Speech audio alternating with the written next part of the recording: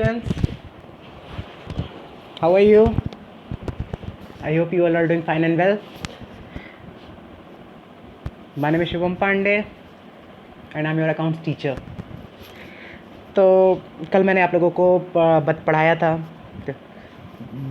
Accounts के basics. मैंने आपको बताए थे क्या अकाउंट्स होती है, एज वेल एज मैंने आपको कॉमर्स बताया था, कॉमर्स क्यों ऑप्ट करना चाहिए, क्या एडवांटेजेस होते हैं, आगे क्या स्कोप होता है कॉमर्स पढ़ने का, ठीक है, आपको क्या क्या अपॉर्चुनिटीज़ मिलती हैं, ऐसी कौन सी चीज़ें हैं जो आपको कॉमर्स पढ़ने पे बेनिफिट करेंगी, जो आपको science as well as humanities में नहीं मिलेंगी, ये सारी चीज़ें, ठीक है। और मैंने आपको कुछ बेसिक टर्म्स बताए थे बिज़नेस अकाउंटेंसी के, कौन कौन से ये टर्म्स होते हैं, ठीक है। तो चलिए एक बार मैं फिर से रिकैप करके फिर मैं आगे शुरू करता हूँ। तो सबसे पहले मैंने आपको कल बताया था बिज़नेस ट्रांजैक्शन क्या होता है।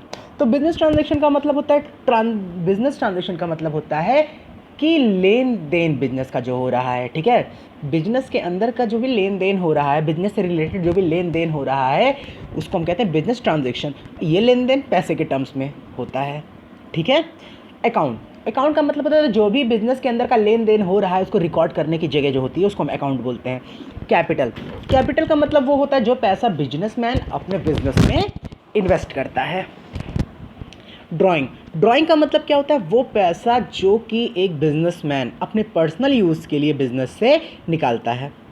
एसेट्स का मतलब होता है वो सारे आइटम जो बिजनेस की इकोनॉमिक वैल्यू बढ़ा देते हैं। इकोनॉमिक वैल्यू मतलब कि पैसे के टर्म्स वैल्यू बढ़ा देते हैं, ये बिजनेस की फाइनेंशियल पोजीशन इंक्रीज कर देते हैं। एसेट्स आपके बेसिकली करंट एसेट्स सबसे पहले आ गए। करंट एसेट क्या होता है, ऐसे एसेट जो कि तुरंत कैश में कन्वर्ट किए जा सकते हैं या जिनको एक साल के अंदर में हम कैश में कन्वर्ट कर सकते हैं। नॉन करंट एसेट्स ऐसे एसेट जिनको हम एक साल के अंदर कैश में कन्वर्ट नहीं कर सकते, इनको हम एक साल के बाद ही कैश में कन्वर्ट कर सकते हैं। ये बिजनेस ऑपरेशंस में हेल्प करते हैं, यानी कि बिजनेस को रन करने में हेल्प करते हैं, जैसे बिल्डिंग हो गया, मशीन हो गया, ये सारी चीज़ें। टेंजिबल एसेट्स है जिनको हम देख सकते हैं, टच कर सकते हैं, जैसे बिल्डिंग हो गया, लैंड हो गया। इनटेंजिबल एसेट ना जिनको हम देख सकते हैं ना जिसको हम टच कर सकते हैं, जैसे गुडविल हो गया, यानी फर्म की रेपुटेशन। इंटेलेक्चुअल प्रॉपर्टी राइट्स हो गई, IPRs आपके, यानी कि जैसे आपका कॉपीराइट, ट्रेडमार्क, पेटेंट, ये सारी चीज़ें। अब आज जो मैं शुरू करने जा रहा हूँ लाइबिलिटीज़, बहुत ध्यान से आप लोग पेन पेपर कॉपी लेके बैठ जाइए, वीडियो देखते रहिए, नोट करते रहिए, जो डाउट हो आप मुझसे डायरेक्टली कंसल्ट करके पूछ लीजिए। तो लाइबिलिटीज़ का मतलब आप क्या होता है कि एक ऐसी लाइबिलिटी का मतलब अगर सिंपली बोलो जिम्मेदारी होती है। अब बिजनेस में जिम्मेदारी क्या होती है, जी हाँ, बिजनेस की जिम्मेदारी होती है कि जो भी उसने बाहर वालों से पैसा लेके रखा हुआ है, जो भी चीज़ें उसने बाहर वाले से लेके रखी हुई है उसको रिटर्न करे। मतलब क्या बाहर वाले से मेरा बिजनेसमैन लेके रखा हुआ है, जी हाँ, वो लेके रखा हुआ है।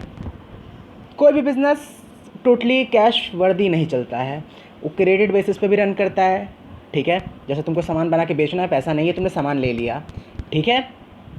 जैसे कि तुम्हें क्या कहते हैं, पैसे की ज़रूरत है, तुमने किसी से कोई लोन ले लिया, तो ये सारी चीज़ें आपकी लाइबिलिटीज़ में आ जाती हैं। यानी कि जो भी आपने बाहर से उधार लेके रखा हुआ है उसको पे करने की जो आपकी ज़िम्मेदारी होती है उसको हम लाइबिलिटी कहते हैं, बिजनेस लाइबिलिटीज़ कहते हैं। यानी कि ऑब्लिगेशन टू पे द डेप्ट्स, क्या, ऑब्लिगेशंस टू पे द डेप्ट, याद रखिएगा, ठीक है। यानी कि जो भी आपने बाहर वालों से उधार लेके रखा हुआ है, अंदर वालों से उधार लेके रखा हुआ है, उसको पे करने की जिम्मेदारी ही बिजनेस लाइबिलिटी कहलाती है।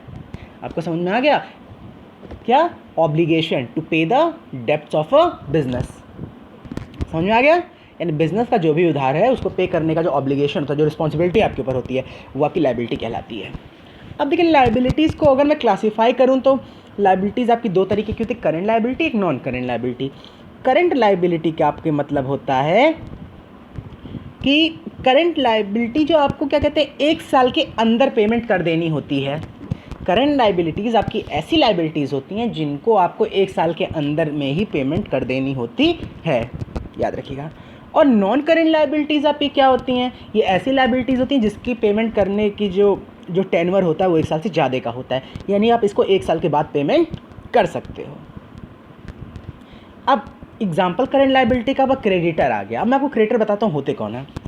आपने जैसे एक आप एक्स मान लीजिए, एक वाई मान लीजिए। एक्स एक बिजनेस चला रहा है, वाई रॉ मटेरियल बेचता है। जैसे फॉर एग्जांपल एक्स चीनी बनाता है और वाई जो है गन्ना बेचता है। तो एक्स ने क्या किया, वाई से गन्ना उधार ले लिया, अभी उसने पैसा नहीं दिया उसको। तो जो आपका एक्स है, जो आपका वाई है, एक्स का क्रेडिटर हो जाएगा। समझ में आ रहा है? यानी कि अब एक्स की रिस्पॉन्सिबिलिटी है कि वाई को पैसा दे दे गन्ने का। तो जिस पर्सन से हम सामान उधार